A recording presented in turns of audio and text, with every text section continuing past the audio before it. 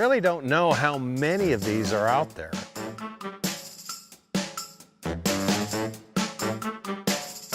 And what we have behind me here are two 1969 Camaro Z28 JL8.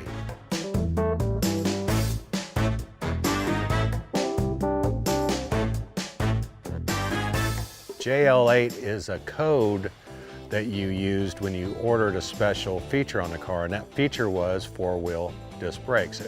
It's disc brakes that go on the rear, actually, because you had power front disc brakes on a Z28 and power drum brakes. So the JL8 turned it into a four-wheel disc brake car. It was a 530-cent option in 1969, and they only built 206 of these, and we have 2 of them, which is really cool.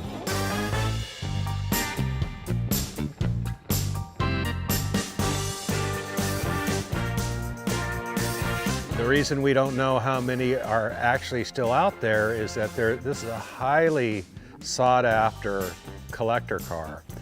206 made, and who knows how many were crashed and raced and burnt to the ground and left in somebody's garage and, you know, just went south. So let alone ones that are in perfect condition, numbers matching from the factory condition.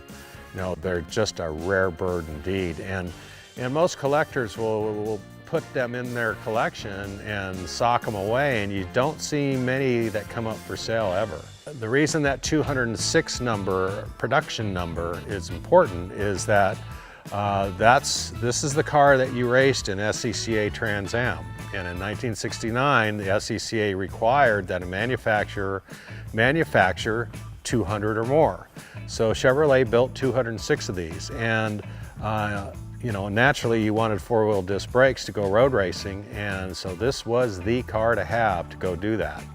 You know, we have one back here with a vinyl top, and you know, you'd think, well, shoot, a guy wouldn't buy a race car with a vinyl top on it and go race it, but you know what? Guys did that. Ronnie Bucknam ran a 1969 Camaro with a black vinyl top on it for some of the races. JL8 is kind of cool because I'm a road racer, and this was the car, the production car that you had to go race in those days. You couldn't do much to them.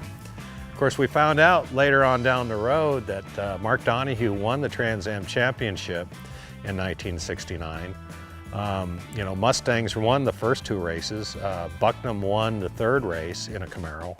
And I think there was, I think Sam Posey won in a Mustang after that. But after race 5 or 6 in 1969, Mark Donohue started running the table and winning the races, and he ended up winning the championship.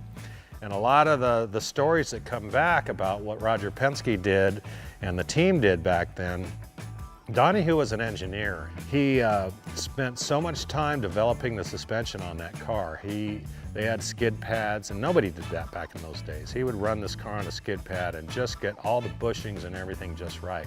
They acid dipped their bodies in acid to make them lighter, and it was absolutely taboo for anybody to be able to lean up against the car because they were afraid they would dent the car, that the skin of the body was so thin. So you hear those reports come out later on down the road, and it really was cool to see the ingenuity back then that went into these cars to make them win. You know, in 1969, an 8-cylinder Camaro Coupe, you know, started out, the price was $2,700. You had the JL8 option to it, 500 bucks. Now you're into this Camaro for $3,200 and change and buying this car. And that was a lot of money back then for a guy. A $500 option on a car that costs $2,700, you know, that's a pretty big pill to swallow. And that's why there weren't very many of them built with that option on it. People just didn't order them that way. When you think about it, 3,200 bucks, and then what they're worth now, if you could have bought it for that, these are selling for well over 100,000, some over 150. I've seen one sell for 200,000. So it just depends on what condition they're in. But man, if I would have just bought about 10 of those things in '69, of course I was what, 12? So I guess that wasn't in the cards anyway.